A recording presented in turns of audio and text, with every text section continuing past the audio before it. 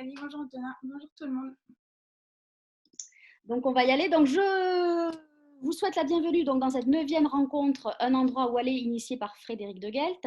Marianne, on te reçoit pour ton livre Ces héros qui ratent leur vie pour que tu réussisses la tienne aux éditions Pygmalion.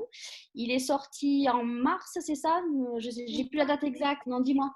Il a eu la bonne idée de sortir le 11 mars, C'est ça. exactement 6 jours avant le début de notre nouvelle vie dans ce Donc, monde. je rappelle que ton livre est en vente sur les sites marchands de tous les libraires qui.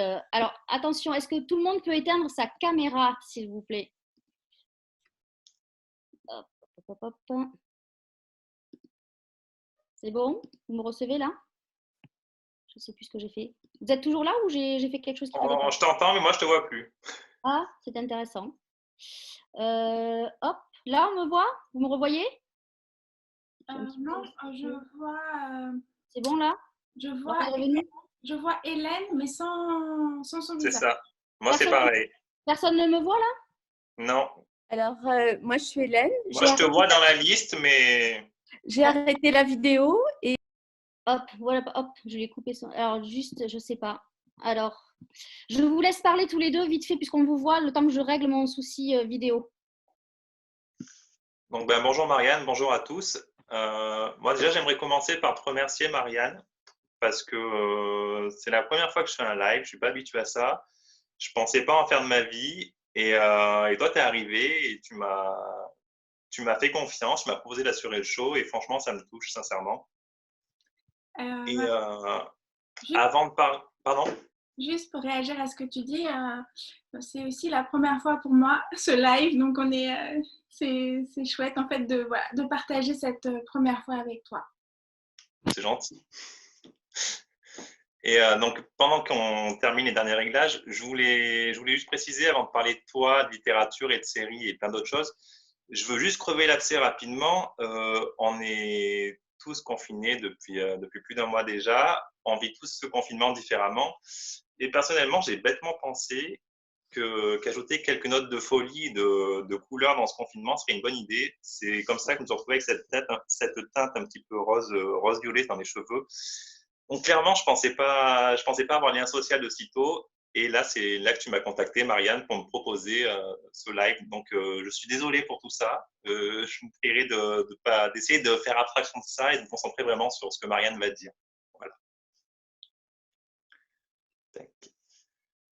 Et donc, pour présenter rapidement Marianne, lorsqu'elle n'est pas en train de saliver devant des cheesecakes, elle est confortablement installée devant sa télévision. Mais comme je vous vois venir, je préfère le préciser tout de suite, ceci est purement professionnel. Parfois même, elle est contrainte de manger un cheesecake devant une série, mais c'est toujours pour le boulot. Et quand il lui reste un peu de temps, elle nous le consacre en écrivant et en créant pour nous des personnages drôles, attachants ou agaçants. Bref, des héros qui nous font rêver. Vous m'entendez là ou pas? Vous Oui. m'entendez? Est-ce que vous me voyez surtout? Oui, là c'est bon. Ah, c'est rétabli. Donc je suis. Alors, est-ce que les gens qui sont encore en vidéo peuvent, parce que j'ai perdu la main là, je ne sais pas ce qui s'est passé, peuvent supprimer leur accès vidéo afin qu'on puisse repartir sereinement dans la rencontre. Donc, j'étais en train de dire, pardon, que le livre de Marianne était en vente dans toutes les librairies qui ont un site marchand, qui font le pick and collect, et en précommande, bien sûr, puisque les librairies rouvriront, je pense, le 11 mai. Et vous pouvez retrouver la liste de toutes les librairies qui sont ouvertes et qui ont des initiatives sur le site je-soutiens-ma-librairie.com. Je ne vais pas perdre plus de temps. Je vous laisse débattre et puis je reviendrai vers vous à la fin du débat. Bonne rencontre. Merci, Nathalie. Donc, Marianne, pour commencer, contrairement aux héros qui créent, les auteurs ne sont pas des êtres de fiction. Donc, comme nous, tu es confronté au confinement, à la distanciation physique, aux journées qui peuvent parfois paraître un peu longues et aux doutes que ça fait parfois naître. Du coup, j'aimerais savoir, si tu me le permets, comment tu vis ce confinement et s'il a une influence sur ton métier, soit en t'inspirant, soit au contraire en te faisant t'interroger sur ton avenir littéraire. En fait, je l'ai vécu en 3 temps, le confinement. Dans un premier temps, je crois qu'il y avait vraiment une phase de sidération. il y avait aussi une temporalité qui était très particulière pour moi puisque ces héros est sorti le 11 mars et que le 16 mars, on n'avait plus le droit de sortir, on n'avait plus le droit de partager le bonheur pour un auteur d'avoir terminé son travail et de partir enfin à la rencontre des libraires, des lecteurs. On n'avait pas le droit de fêter ça. Et voilà, d'être coupée de ma famille, de mes amis, de toutes ces promesses de rencontres, il y avait vraiment un effet de sidération. Je me suis dit, même Spielberg, s'il proposait un scénario où la moitié de l'humanité était enfermée chez elle, son producteur lui dirait, écoute Steven, ça va pas, recommence, revois ton truc, mais c'est pas possible ton truc.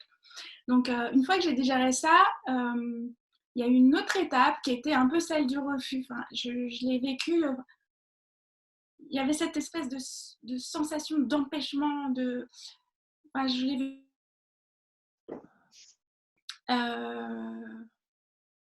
À ma liberté d'aller et venir. Alors évidemment, on ne peut pas comparer notre expérience à une expérience carcérale parce que c'est tellement plus violent et tellement plus définitif et tellement plus, je suppose que ça modifie beaucoup plus les gens, mais il y avait quand même cet empêchement physique de pouvoir aller rencontrer les autres, et ça, je ne l'ai pas très, très, très bien vécu.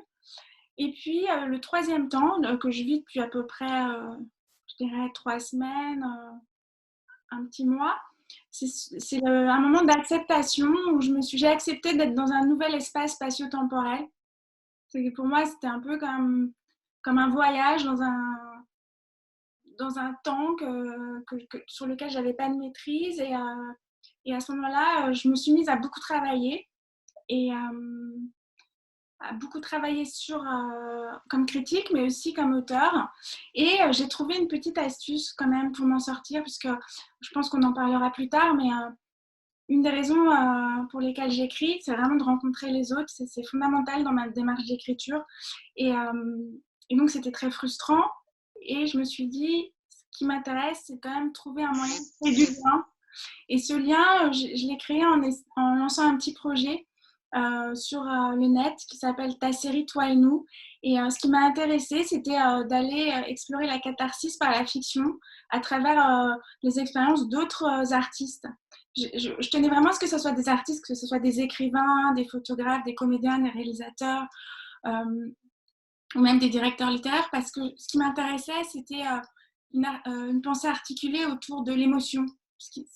Parce que je pense qu'il y a vraiment ça en commun. Enfin, l'ADN de la fiction, que ce soit la série ou le roman, c'est l'émotion, il me semble. Enfin, en tout cas, c'est ce qui compte pour moi. Et la manière dont j'ai eu d'essayer de briser cet isolement, c'était d'aller vers les autres. Et ça m'a fait beaucoup, beaucoup de bien de partager leur regard, leur rapport à la fiction. Et c'est un peu... ça m'a aidé à passer à l'étape d'acceptation. Et d'ailleurs, je te remercie, Antonin, parce que tu t'as accepté de participer à ce projet. Et je remercie aussi Nathalie, parce qu'elle aussi, elle a accepté. Donc, je trouve ça très, très intéressant d'avoir le regard des autres sur l'impact de la fiction et la manière dont elle nous construit ou elle nous modifie. Je suis peut-être un peu longue dans mes réponses, je ne sais pas. Tant que tu as des choses à dire, on prend. Tout est bon à entendre. Donc, ça tombe bien que tu parles de... Juste pour terminer sur le confinement, donc cette phase d'acceptation et cette nouvelle vie dans laquelle je suis entrée, j'ai un petit peu peur qu'elle soit remise en cause par le déconfinement, parce qu'à l'origine, on avait un espèce de point d'arrivée où on allait reprendre notre vie. Et là, j'ai l'impression que notre vie, en fait, on va pas la reprendre. C'est une nouvelle vie et je suis pas sûre que ça soit mieux, en fait, de vivre pendant 1 an. Enfin, personne ne sait, en fait, combien de temps on va devoir sortir et mettre un masque entre nous et les autres. Combien de temps nos enfants vont être en danger s'ils vont à l'école ou à la fac. Quand est-ce qu'on va pouvoir retourner dans les librairies sans se demander si on va tomber malade. Enfin, finalement, cette période d'incertitude, elle est peut-être plus difficile à envisager que se dire, voilà, pendant 45 jours, je vais être chez moi et au 46e jour, je reprendrai ma vie. On est un peu finalement comme ces héros de roman, on en est un petit peu au milieu de l'histoire. On ne sait pas trop s'il y a encore des rebondissements qui nous attendent, si la fin sera heureuse ou pas. Donc forcément, enfin, on la souhaite le plus positif possible. Mais ça me fait rire parce que enfin, tu parles de liberté et justement, ça mène à ma deuxième question qui est celle du spot et des conditions de travail. Parce qu'au final, on ne peut plus rien faire, on est enfermé chez nous. Et donc, on imagine souvent l'auteur plutôt écrire dans un bureau un peu seul, dans un silence un peu monacal.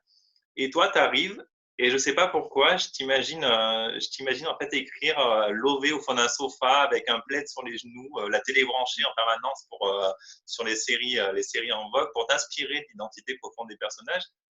Est-ce que c'est le cas? Enfin, quelles sont tes conditions de travail justement à toi? Et est-ce qu'elles ont changé depuis le confinement?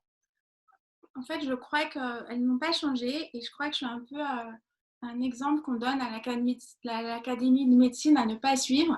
C'est que je n'ai pas de siège ergonomique. En fait, et qu'il s'agisse de fiction ou de critique, et tout le monde se moque de moi à la maison pour ça, c'est qu'en fait, je travaille beaucoup allongée. Mais avant le confinement, c'était déjà le cas. Je ne sais pas pourquoi, c'est un endroit où j'arrive à sortir de la réalité et entrer dans la fiction. C'est peut-être quelque chose de l'ordre du lâcher prise, mais alors je n'ai pas de plaide vraiment, mais en tout cas, c'est comme ça que je travaille depuis très longtemps et même de la manière dont j'écris mes papiers en fait. Et est-ce que les cheesecakes, ils tâchent un peu les manuscrits?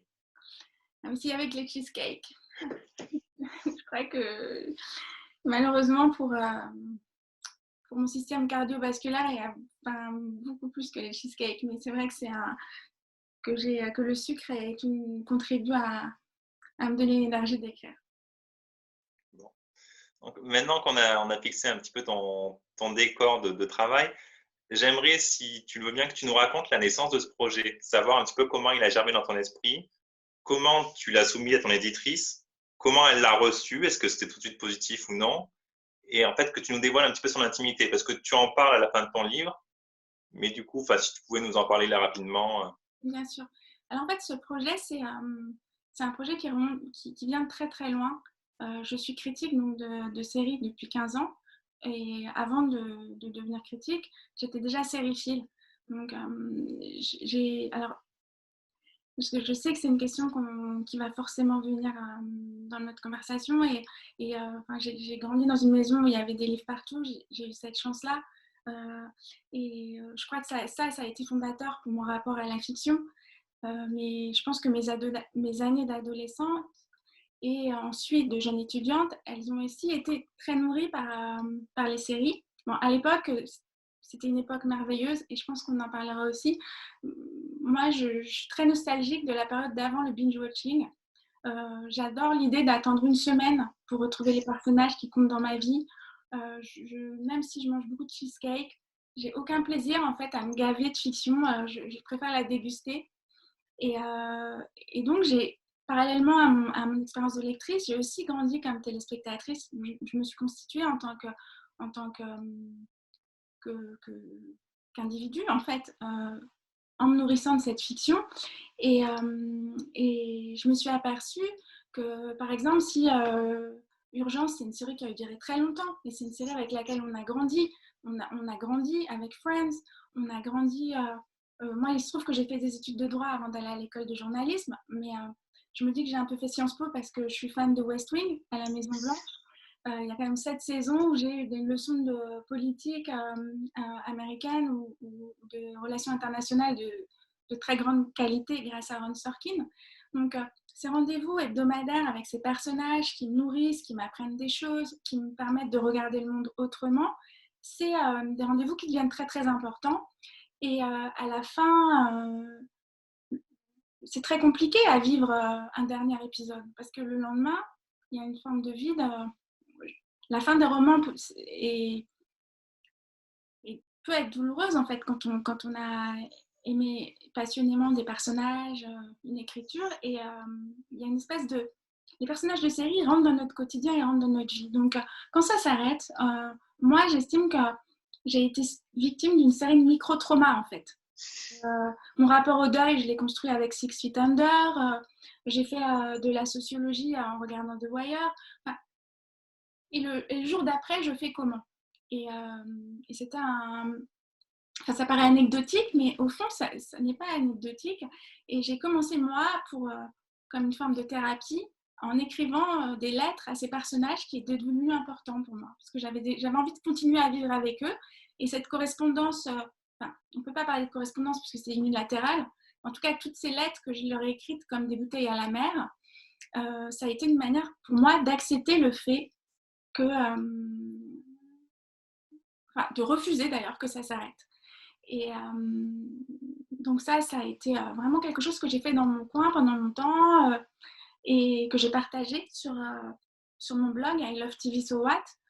Et puis il y a eu la fin de Game of Thrones, une série qui est un phénomène planétaire, mais qui n'est pas forcément une série c'est une série qui m'a divertie, mais c'est pas une série qui m'a nourrie ou constituée.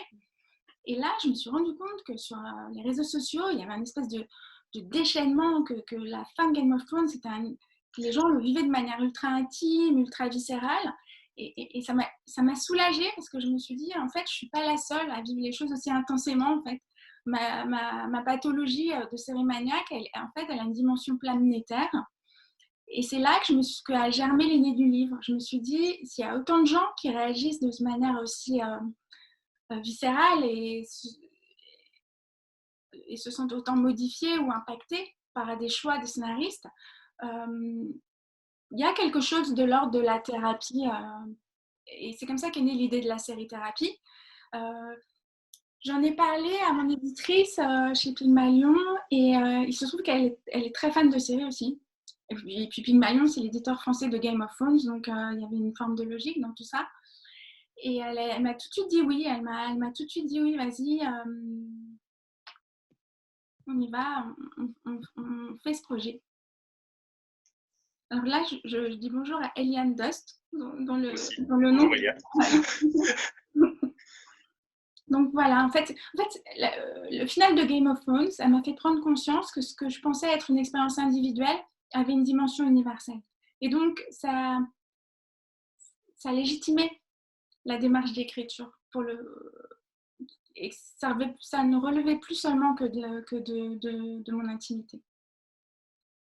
C'est très vrai ce que tu dis, enfin, ce lien vraiment à la série qu'on a, ce besoin de s'identifier et en même temps de pas accepter que ça se termine parce que finalement on a mis notre vie dans cette série, enfin on s'est vraiment transposé, du coup ça voudrait dire aussi arrêter de nous, enfin mettre un terme à notre existence, donc effectivement, mais du coup je me demande, ce livre de série, à qui il s'adresse? Parce que t'es connu pour tes récits plutôt chick lit, donc c'est des comédies sentimentales, donc il y a Chaussures à son pied, La malédiction des hommes de confort ou Dress Collectif secret. Mais du coup, il permet, enfin, il est nécessaire de rappeler, comme tu l'as dit, que tu as été journaliste sportive, que tu fais des critiques de séries, que tu touches un petit peu à tout en fait. Et du coup, je me demande s'il est plus susceptible de plaire à des lecteurs de livres, on va dire un petit peu feel good, aux binge watchers, donc ceux qui passent leur temps à regarder des séries en permanence, ou à d'autres. En fait, j'arrive pas trop à cibler. En fait, c'est une question qu'on s'est posée avec mon éditrice parce que j'ai vraiment eu carte blanche pour l'écrire, donc il a une forme particulière parce qu'il est totalement épistolaire. Et finalement, on s'est dit que c'était un peu un objet littéraire non identifié qui rentrait dans aucune case. Ce qu'il a pour point commun avec ma démarche de romancière. Alors, je reviens juste un tout petit peu pour le terme chick lit parce que je le trouve un peu enfermant, parce que dans le chick lit, il y a chick, donc ça voudrait dire que j'écris que pour les filles, enfin que les femmes.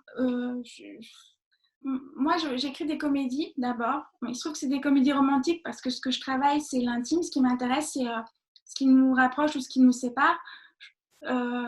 J'écris sous forme de comédie parce que je pense que c'est de la lâcheté. Parce que quand je mets un gros nez rouge de clown, je suis capable de... Ça me désinhibe, en fait. Ça me donne une liberté dans l'écriture. Et peut-être quand je serai un auteur plus... Enfin, que j'aurai grandi comme auteur, peut-être que je serai capable de passer par le drame. Là, aujourd'hui, la comédie, c'est le seul moyen que j'ai trouvé pour aller puiser avec sincérité dans mes émotions, dans ce qui nourrit la fiction. Oui, donc je pense que la comédie, j'aime bien quand tu parlais de comédie sentimentale. parce que la comédie sentimentale, c'est un genre très français dans les années 70. C'est aussi un genre très anglais. Mais la comédie sentimentale, je ne suis pas sûre qu'elle soit genrée finalement. Enfin, moi, j'ai envie de penser qu'elle ne l'est pas. Et d'ailleurs, dans mon roman Chaussure à son pied, en fait, c'est un héros masculin que j'ai écrit et ça me paraissait intéressant de passer de l'autre côté du miroir, de se poser ces questions sur notre intimité à travers le prisme d'un personnage masculin. Le point commun qu'on peut trouver entre ces héros et mes romans, c'est aussi que souvent mes romans se passent dans les coulisses de la télévision. Chaussure à son pied et La malédiction de la zone de confort se passent dans les coulisses de la création d'une série. Donc c'était déjà un domaine que j'explorais de manière fictionnelle et je pense que toutes ces écritures sont liées. Après, à qui elles s'adressent alors il y a aussi quelque chose que j'avais envie de partager avec toi sur le feel good parce que aujourd'hui c'est un espèce de genre fourre-tout feel good. Est-ce que c'est toutes les histoires qui terminent bien qui sont du feel good? J'ai l'impression que le feel good, il y a quand même un espèce de chemin de passage obligatoire. C'est quand même une histoire de reconstruction de soi. On a vécu un grand drame, un deuil. Il y a tout un truc de rédemption et jusqu'à finalement le bonheur est à nouveau possible. Donc je ne suis pas tout à fait certaine que d'être un auteur feel good en fait, parce qu'il n'y a pas trop de drame. Enfin, il n'y a pas trop de... Dans ce que j'écris, il y a plutôt des petites choses du quotidien. En tout cas, c'est ça que j'ai envie d'interroger. Et du coup, pour en revenir à ta question de départ, l'avenir nous dira à qui il s'adresse quand les librairies ouvriront à nouveau et qu'on pourra à nouveau rencontrer le lecteur. Je pourrais répondre à cette question. J'ai l'impression que pour l'instant, les retours de lecture que j'ai eus, c'est qu'ils sortaient du cadre, peut-être...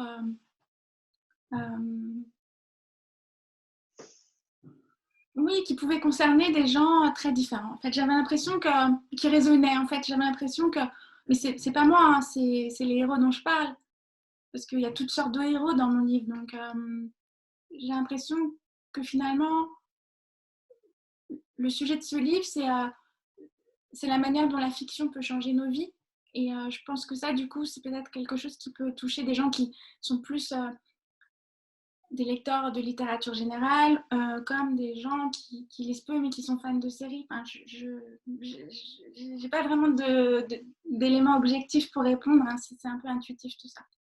En tout cas, je te félicite pour cette réponse parce que je t'avouerai qu'en fait, c'était un petit peu une question piège. Parce qu'en fait, ça se rapproche à toutes ces questions de société autour de l'étiquette et des cases dans lesquelles il faut rentrer.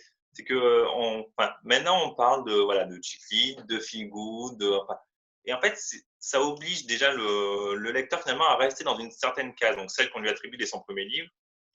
Et en même temps, ça met des barrières aussi entre le livre justement et le lecteur, parce que finalement, l'intérêt du livre, c'est qu'il puisse s'adresser un petit peu à tout le monde et trouver son public sans finalement que le lecteur sache à l'avance ce qu'il va trouver. Et le problème, c'est que maintenant, avec toutes ces étiquettes, il y a beaucoup de livres qui passent à la trappe parce que les lecteurs ont un a priori qui est avec cette étiquette-là et que du coup, ils s'interdisent de lire des livres. Et c'est voilà, on en reviendra à la fin par rapport à ton livre, mais donc voilà, je trouve que tu as bien fait. C'était le but en fait que tu précises qu'il n'y avait pas spécialement d'étiquette à mettre sur ce livre-là ni sur les autres. Donc ensuite, du coup, je voudrais revenir sur ta casquette de critique un petit peu de film et de série. Je voudrais savoir si, parce qu'en fait, écrire une critique et écrire un roman, c'est pas du tout la même chose, j'imagine. Et du coup, je me demande si ça t'a plutôt servi ou desservi dans l'écriture de ton roman. Est-ce que, par moment, ça t'a pas, finalement, tu t'es pas senti obligé de te recentrer parce que tu partais plus sur le côté série et un peu moins sur le côté roman? Je crois qu'il y a 2 temps dans mon apprentissage d'auteur. Il y a moi, il y a mes lectures qui m'ont constituée, qui sont d'ailleurs des lectures qui me constituent encore aujourd'hui. Les livres que j'aime, en fait, je les achète en papier, je les achète aussi en numérique, comme ça ils sont toujours avec moi. J'aime l'idée en fait de pouvoir lire le passage d'un livre qui est important pour moi. Et ensuite, donc j'ai appris à écrire en lisant, et puis j'ai aussi appris à écrire en regardant la télé. Parce que, alors évidemment, on va parler de ce fameux âge d'or des séries télé, et tout le monde en parle maintenant, mais c'est quand même quelque chose qui remonte à quelques années, bien avant le phénomène de la série mania planétaire. Même avant le lancement de HBO, cette fameuse chaîne du câble qui a produit tant de belles séries comme Les Sopranos, Six Feet Under, Oz, mais disons que j'ai dit que j'ai appris à écrire en regardant la télé parce que j'ai eu la chance dans mon métier de critique d'interviewer énormément de scénaristes, de créateurs. Et quand on peut passer 1 heure avec David Simon de The Wire, là, il vient de signer une mini-série géniale qui s'appelle The Plot Against America, qui est l'adaptation de Roth. Parler à quelqu'un qui a cette qualité d'écriture, même scénaristique, moi, ça m'a nourri en tant qu'auteur. Et donc, j'étais attentive comme journaliste, mais j'étais aussi curieuse comme auteur. Donc, j'ai l'impression que finalement, pour être précis sur ma réponse, c'est les deux faces d'une même pièce. La critique me permet d'analyser, de déconstruire, de comprendre l'intention, de voir les outils. C'est passionnant de voir quels sont les outils d'un créateur, que ce soit un romancier ou un scénariste. Et la fiction me permet de les utiliser. Enfin, d'essayer de les utiliser, hein, parce que, encore une fois, j'ai un long chemin à faire. Bon, du coup, on va parler vraiment de ces séries qui finalement t'ont inspiré, parce que ton livre de série thérapie, il compte 12 chapitres, et à l'intérieur de ces chapitres, il y a à chaque fois entre 4 et 6 entrées. Au final, ça fait beaucoup de héros. Et en fait, moi, la question que je me pose, c'est est-ce que tu penses que l'afflux de nouvelles plateformes consacrées à la production et à la diffusion de séries, elles permettent aujourd'hui à tout un chacun de trouver son héros ou son héroïne, de se sentir représenté et d'avoir accès à davantage de clés pour réussir sa vie? Alors, il y a plusieurs questions dans la question que tu me poses. Je pense que les plateformes permettent un accès plus facile, et il y a forcément une dimension économique. Un abonnement comme ça donne, que ce soit les plateformes comme Netflix, Amazon, mais même OCS, qui est le catalogue exclusif de HBO, il y a une dimension presque de bibliothèque. C'est un patrimoine extraordinaire qui est disponible, des plus grandes séries par des créateurs incroyables qui sont à portée de portefeuille. C'est quand même aujourd'hui important parce que malheureusement, la réalité économique est ce qu'elle est. Après, sur la question des représentations, c'est une autre question. Et j'ai l'impression que l'arrivée des plateformes développe la possibilité des écritures de niche. Parce que ce qui caractérisait en fait la télévision sous l'ère des chaînes hertziennes, c'était quand même qu'il fallait s'adresser au plus grand nombre à la même heure. Donc, et comme il y a une forme de frilosité, puisque les enjeux économiques sont énormes et puis que les chaînes de télévision ne sont pas forcément très courageuses, on avait tendance à reproduire toujours les mêmes figures de héros en se disant ça a marché une fois, ça marchera 15 fois. Aujourd'hui, avec les plateformes, et ça a déjà été le cas avec l'arrivée d'HBO et la tagline d'HBO, c'était It's not TV, it's HBO. Ça voulait dire déjà ça introduisait cette notion de niche, cette notion de série d'auteur. Ça veut dire que le créateur, l'auteur, la voix de l'auteur était très importante, comme l'écriture d'un romancier. Et j'ai l'impression que ça, c'est un peu favorisé par les plateformes parce qu'il y a tellement de concurrence que les voix doivent être fortes. Donc, si les voix doivent être fortes, ça veut dire qu'il faut donner la parole à des gens qui ont des choses à dire. Et du coup, là, il me semble que c'est facilitant pour la diversité des représentations. Et donc, c'est ce que tu disais en introduction. Il y a aussi ce rôle de catharsis, de libération un petit peu affective par le biais de la série et des héros. Et donc, est-ce que c'est ce que tu as cherché à mettre en lumière ou est-ce qu'au final, c'est ce que tu as vu qu'il en sortait de lui-même en fait? Est-ce que c'est un choix ou est-ce que ça s'est finalement fait tout seul? Le choix des personnages qui sont traités dans le livre? Non, l'effet catharsis.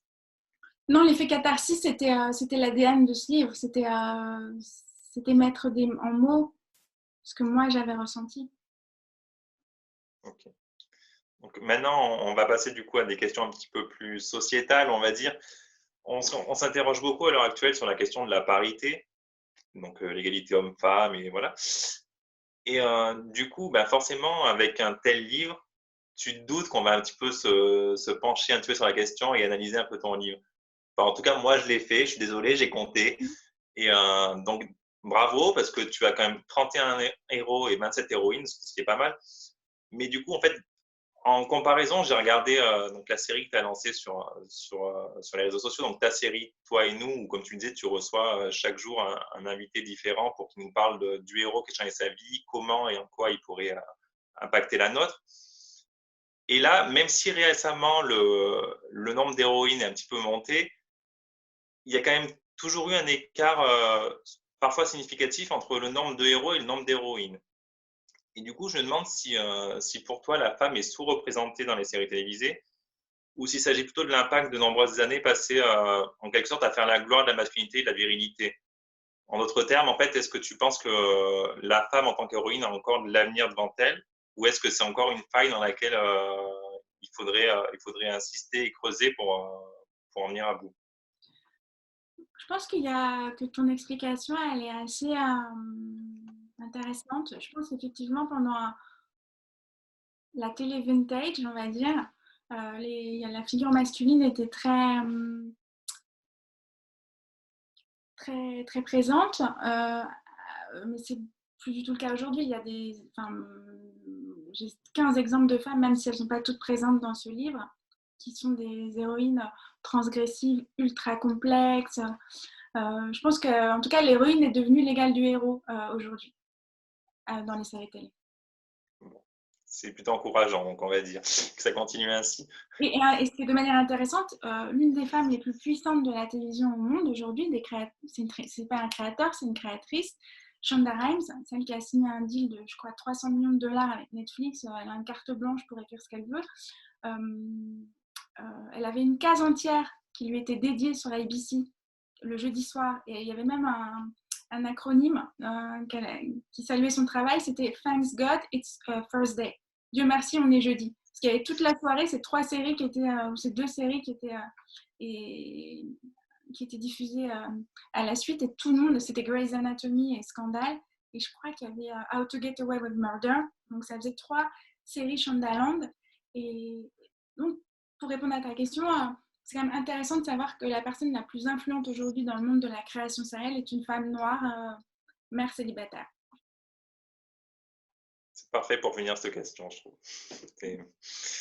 Et du coup, enfin, est-ce que tu ne penses pas que cet accès vraiment beaucoup plus facile et beaucoup moins cher à la série, ça ne met pas un petit peu en péril la place du livre?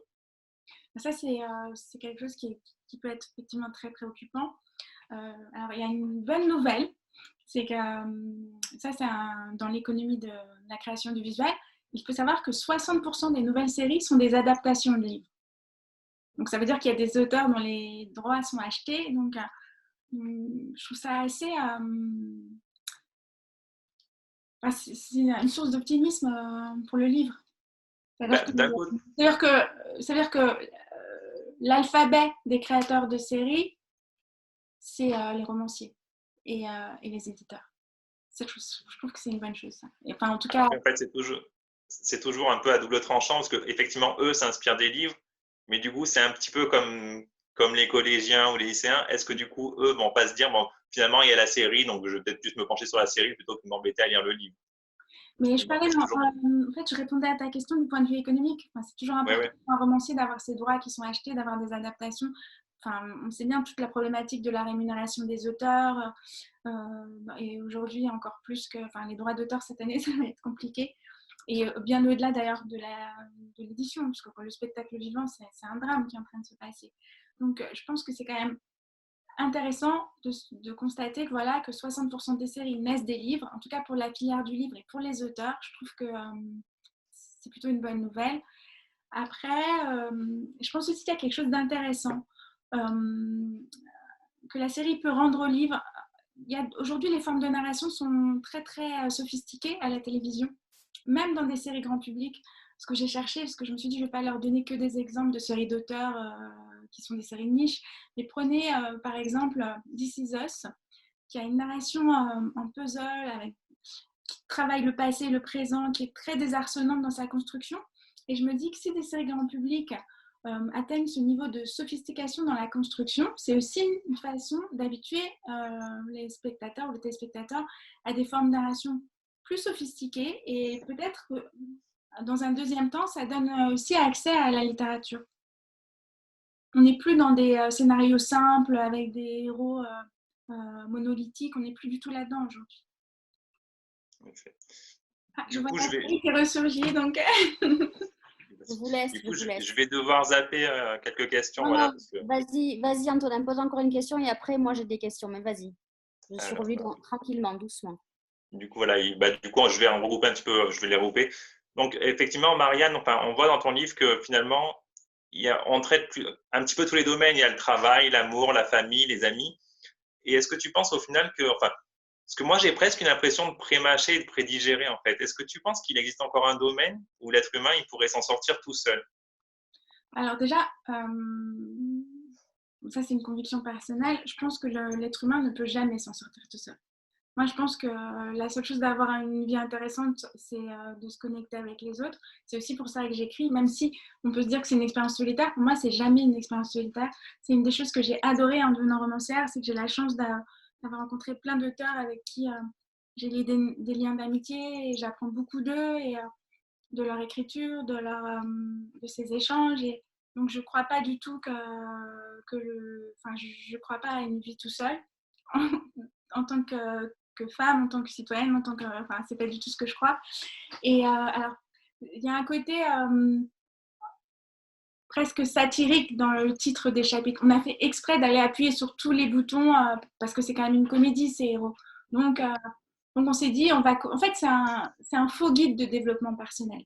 Donc, on est allé traiter tous les chapitres d'un vrai guide de développement personnel, même si c'est de manière humoristique. Et sur la capacité des héros à trouver des solutions pour nous, moi, je pense que la fiction nous aide à vivre, que ce soit le cinéma, que ce soit le théâtre, le roman, les séries. Je pense que chacun y met ce qu'il est. Donc, je pense pas que ça nous formate, en fait. Je ne crois pas que ça nous formate. Est-ce que la vie ne serait pas une fiction? Vous avez 2 heures. La vie ne serait pas une fiction. Je pense que quand on devient romancier, on a un peu envie que la vie soit une fiction. Donc, on fait un peu pour transformer sa vie en fiction. Par exemple, on fait des lives surréalistes en plein confinement. Et du coup, comment on assume ces relations finalement avec des héros de livres? Enfin, comment du jour au lendemain, on va dire, moi, je suis ami avec Hugh Grant pour tel rôle. Alors, toi, je suis comment tu amie avec les comédiens, je suis toujours amie avec les personnages, qui est très différent. En fait, c'est surtout très difficile à assumer pour mes enfants. D'ailleurs, j'ai présenté mes excuses à la fin de mon livre parce que pour des ados, c'est un peu compliqué d'avoir une mère qui parle à des gens qui n'existent pas. Et puis surtout, ça me permet de rencontrer, parce qu'en fait, je ne suis pas la seule dans ce cas-là. Donc, c'est ça et c'est là où ça nous rassemble. C'est ça que j'avais aussi envie de communiquer dans ce livre. Moi, j'ai la conviction que c'est un des derniers endroits où on peut être ensemble, au-delà des crispations communautaires. C'est très, très important. L'empathie, c'est la fiction. Donc, c'est de se mettre dans la peau de quelqu'un qui ne pense pas comme nous, qui ne vient pas du même endroit que nous, qui voit le monde différemment. Et il y a tellement de crispations communautaires aujourd'hui. On n'écoute tellement pas des gens qui ne pensent pas comme nous, que je trouve ça super important et intéressant, et que c'était aussi le sujet de ces héros. Ces héros, c'était une façon de se dire que... Moi, je prends toujours l'exemple de Tony Soprano parce qu'il y avait zéro chance que je m'attache à un type qui était un mafieux dépressif du New Jersey de 40 ans, qui bavait en mangeant ses lasagnes, et pourtant c'est quelqu'un qui est devenu fondamental dans ma vie. Parce que voilà, c'est ça la magie de la fiction.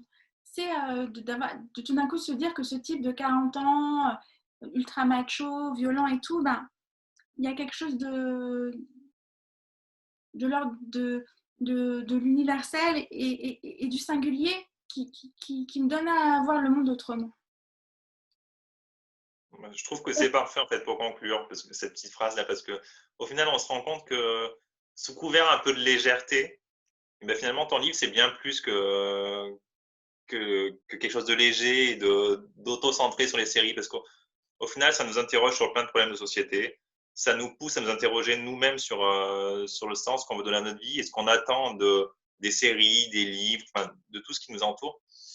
Et, et voilà, en fait, j'espère vraiment avoir réussi avec ce live à donner envie aux gens de lire des choses à côté desquelles ils passeraient peut-être en temps normal. Mais voilà, peut-être que là, en développant un petit peu, voilà, en ne s'attachant pas vraiment au livre, parce que peut-être que certains ont l'impression qu'on n'a pas beaucoup parlé de ton livre, parce qu'en fait, on a parlé de beaucoup de choses qui sortent de ton livre, justement. Et donc, j'espère voilà, j'espère vraiment que ça leur aura donné envie de le découvrir et de te découvrir.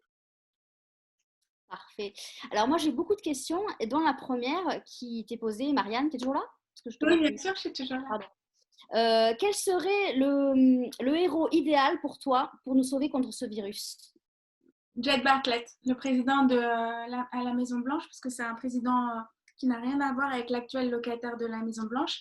D'abord, il est prix Nobel d'économie, il est humaniste, il est progressiste et il est pragmatique et il est pour le travail en équipe.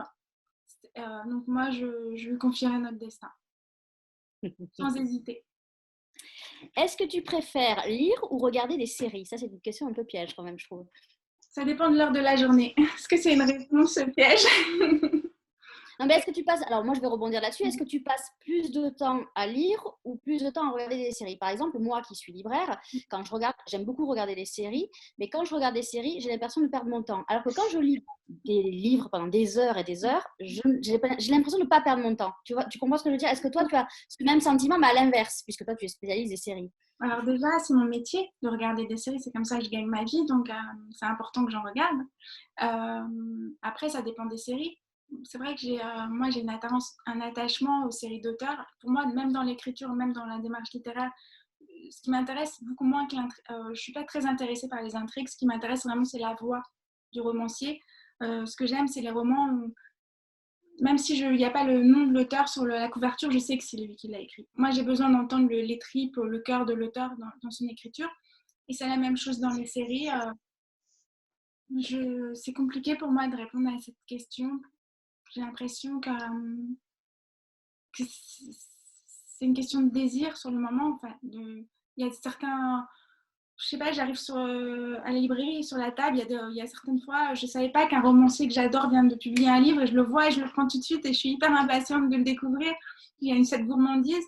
Et quand je sais pas, si demain Aaron Sorkin, malheureusement, depuis qu'il a eu son Oscar pour The Social Network, il écrit moins de télé, mais si demain il crée une nouvelle série après The West Wing ou Studio 60, qui est ma chouchoute absolue de toutes mes séries préférées, que j'adore, que je regarde tout le temps, que je re-regarde, ben, je me précipiterai pour aller voir ces épisodes. Enfin, ce qui m'intéresse, c'est vraiment l'artiste, en fait. D'accord. Alors là, j'ai une question, pardon, un peu pointue. Jusqu'à ces derniers temps, on ne te connaissait pas, on ne voyait pas ton visage. Et il semblerait qu'après que le confinement ait développé quelque chose chez toi, une envie de te montrer. Et la personne qui a posé la question voudrait savoir pourquoi avant tu te cachais comme ça. Et ce n'est pas moi qui posais la question, je tiens à le préciser. Le moment où donc j'entame, je remercie la personne qui me pose la question et qui fait que je voulais faire une thérapie publique devant vous. En fait, c'était juste purement névrotique. C'est quelque chose qui me terrifiait vraiment, sincèrement. Moi, je suis devenue romancière, je ne suis pas devenue actrice. Oui, mais tu vas à la rencontre de ton public, j'imagine que tu as... C'était pas la peur de l'autre, c'était plus le fait d'être comme ça, happé. Avec Internet, aujourd'hui, maintenant, il n'y a plus de droit à l'oubli, c'est pour toujours. Enfin, je sais pas, il y avait quelque chose de la captation, mais c'est totalement névrotique. Hein. Je pense qu'il faudrait vraiment que je fasse des séances de psy pour savoir pourquoi c'était si important, et ça le demeure d'ailleurs. Pourquoi j'ai pris cette décision? Je l'ai prise parce que soit je décidais que le 11 mars, le livre, enfin, voilà, on a eu la chance, ce livre a eu la chance de provoquer l'intérêt, et voilà, on m'a proposé de participer à Télématin, et c'était un vrai dilemme pour moi. Et je me suis dit, j'avais envie de défendre le livre parce que parce que c'est un contexte qui est hyper compliqué pour tous les auteurs, enfin tous les auteurs qui sont sortis plus ou moins avant le confinement, mais même depuis la rentrée. C'est un crève-cœur, c'est des semaines de travail, voire des années pour certains. On y met tout. Et je me suis dit que peut-être il fallait que j'accepte de grandir. Mais cela dit, je ne vais pas faire des lives toutes les semaines. Enfin, je vais pas non plus, je vais pas devenir. On ne sait pas. Peut-être. Je ne vais pas demander un selfie stick pour Noël. Enfin, je ne suis pas non plus. Peut-être que l'année prochaine, je ferai ça. Hein. Peut-être que ce sera mon activité à temps plein, mais parce qu'il ne faut jamais dire jamais. Mais en tout cas, c'était vraiment quelque chose de l'ordre de la névrose. Et puis aussi, je pense qu'il y avait ça avait un lien avec la maternité. Quand j'écris des comédies, j'adore le burlesque. Donc, c'est un genre que j'adore. Et je peux aller assez loin. Et voilà, j'avais pas envie d'imposer à mes filles, enfin, j'avais pas envie que mes filles, elles aient à vivre avec ça, sauf si c'était leur choix. En fait, j'avais pas envie de leur imposer ça. Mais ça a été compliqué pour moi. J'ai dû me planquer 450 milliards de fois. Ça a dû être super compliqué à vivre pour mon éditeur. Enfin, et ça peut paraître futile, ridicule, parce que j'ai poussé, enfin, je voulais pas esthétiser mon absence d'image. Hein. J'ai assumé complètement le ridicule. J'ai porté des masques. Parce que je voulais pas, c'était pas de la coquetterie de ma part, c'était vraiment quelque chose de l'ordre de la peur. Donc la personne qui a posé la question te fait dire qu'elle te rassure, tu es solaire, tout va bien.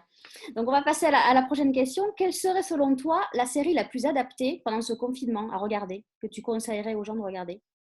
Moi, Elle répond pas pandémie. Non, mais moi j'aime les séries qui parlent des gens. Donc il y a une série qui est très chère à mon cœur, qui est assez méconnue en France, qui s'appelle Friday Night Lights et qui raconte le quotidien d'une petite ville du Texas, un trou perdu. Il n'y a que des électeurs de Trump, donc a priori on n'a pas trop envie de la regarder. Et, et du coup, en fait, c'est des républicains, genre ils adorent les armes, enfin ils sont dans leur trip barbecue et tout ça. Mais en fait, il y a énormément de douceur dans cette communauté. Et surtout, il y a deux personnages qui sont un couple. Eric Taylor, c'est le coach de l'équipe de football américain. Et ce type est formidable. C'est-à-dire, ce type pratique son ambition dans la vie, à part de faire gagner ses gars le vendredi soir, c'est d'être un mec bien. Et moi, je trouve que... Et c'est aussi pour ça que j'ai envie de défendre la comédie, c'est que... Et j'ai le plus grand respect pour le drame. Hein. Je ne perds pas de... Mais c'est juste que je vois pas pourquoi c'est décrié l'idée d'avoir envie d'être quelqu'un de bien. En fait. Je vois pas pourquoi ça serait naïf ou je vois pas pourquoi ça serait pas important. En fait. Et du coup, ce personnage, Eric Taylor, sa femme, Tammy Taylor, qui est conseillère dans un lycée, et ces gens-là qui tous les matins, ben voilà, ils remontent leur manche et ils y vont. Ils ont une petite vie simple. C'est pas glamour, hein, c'est pas Hollywood, mais je sais pas. Ils ont décidé que l'aventure de leur vie, c'était d'être des gens bien. Et puis, ben, je trouve qu'en ce moment, fréquenter des gens dont c'est l'activité principale, je pense que ça peut que nous faire aller mieux, quoi. D'accord. Donc, j'ai encore deux petites questions. Un livre que tu as lu récemment qui ferait une bonne série pour toi. Est-ce que tu as une idée de ça? Qui n'aurait jamais été adapté en série et qui, selon toi, mériterait de l'être? Il y a un livre que j'ai lu pendant le confinement que j'ai adoré, Sugar Run, Gail Meister. Ouais. J'ai adoré ce roman. Il est ultra... Il est plein de sensations. C'est pas une grosse intrigue, justement. C'est très sur les personnages, c'est viscéral. C'est aride, c'est sensuel, il y a une vérité très forte de ces personnages et c'est ultra cinématographique. Donc, je trouve que ça serait... moi, j'aimerais bien vivre avec ces gens, en fait. Ouais, moi j'aimerais bien aussi le voir en série ou en film, ça serait pas mal. La dernière question, et non des moindres, on sait que les héros pour toi sont très importants. Quel est ton héros et que t'a-t-il apporté et est-ce qu'il t'apporte encore des choses? Mon héros de fiction? Oui, ou sauf s'il y en a un que tu vois qui ne soit pas de fiction, mais oui, de fiction principalement. Je sais pas, j'ai envie de faire une réponse ultra naïve, mais en fait, de toute manière, dans l'écriture, au fond, ce qui m'importe, c'est la sincérité de l'auteur. Donc, je vais y aller pour la naïveté. Enfin, j'ai eu la chance de grandir auprès d'une mère elle était médecin, elle aurait voulu être libraire. Et je ne sais pas comment elle avait fait, mais elle avait réussi à avoir une carte de grossiste de libraire. Et à Odéon, il y avait un magasin, enfin, il y avait un grossiste de livres qui malheureusement a été remplacé par une boutique de lingerie. Et tous les lundis, j'allais avec elle et on faisait le plein de livres. Et en fait, peut-être que, enfin, malheureusement, mon premier roman est sorti et j'ai pas pu le partager avec elle. Et c'est mon héroïne. Parce que c'est vraiment elle qui m'a appris que. Enfin, c'est grâce à elle que j'ai écrit, parce que même si ça partait de très loin, même si c'est super compliqué d'être publié, même si c'est super compliqué qu'un livre fasse son chemin, ben, en tout cas, il y avait toujours une petite voix en moi, et c'était la sienne, et c'était celle qui me disait qu'on n'a qu'une vie et qu'il faut qu'on fasse. Du moment qu'on n'heurte pas les autres, le mieux c'est de la vivre comme on a envie de la vivre. Donc, ça peut paraître vraiment naïf, mais quand même, il faut c'est pas naïf. Merci pour cette émotion qu'on a pu ressentir. Est-ce qu'Antonin, toi, tu as une dernière question à poser à Marianne? Eh ben non, parce qu'en fait, c'était la première que tu as posée. Moi, je voulais savoir quel était pour elle l'héros ou l'héroïne pour ce confinement. Mais bon, voilà. Parfait.